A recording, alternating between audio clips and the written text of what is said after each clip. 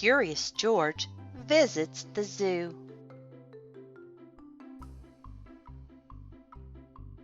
"George," said the man, "how would you like to see a real elephant? Let's go to the zoo." There was a lot to see at the zoo. There were the giraffes, with their necks so long they seemed to reach the sky. There were the kangaroos carrying their babies in a special pocket. And finally, there were the elephants with their floppy ears and their long trunks munching on hay. It was lunchtime. People were eating on the park benches and picnicking on the grass.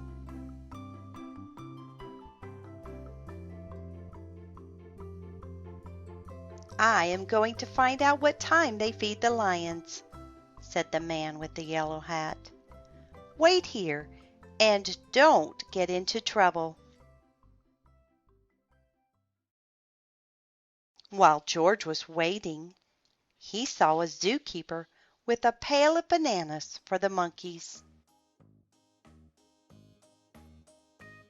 The keeper put the pail down to get a drink at the water fountain. George was hungry. He grabbed the pail and ran away with it.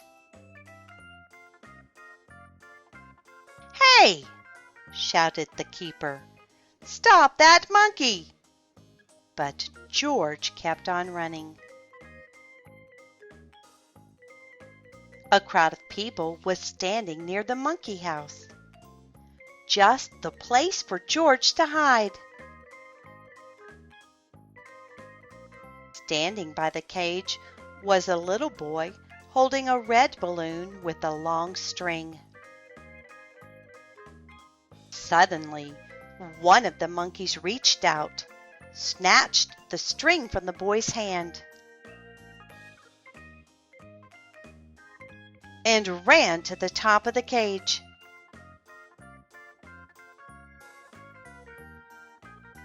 Then he tried to squeeze the balloon through the bars.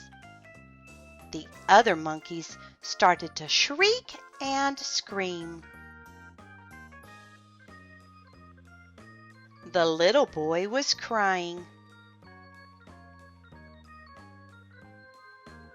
"Please, couldn't somebody get his balloon back?"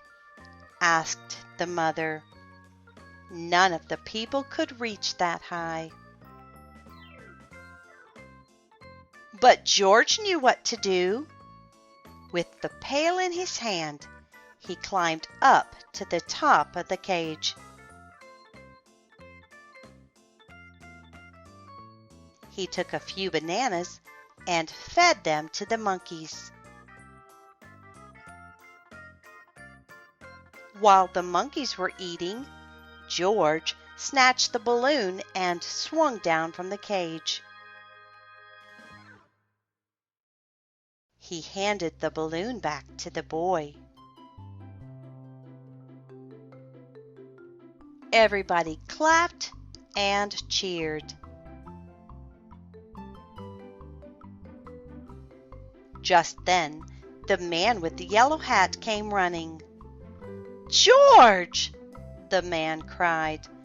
"I have been looking all over for you." "Please don't be angry with him," said the mother. "He saved my son's balloon." "George should not have taken my pail," said the keeper. "But he did feed the monkeys." "And now it's time to feed ourselves, George," said the man.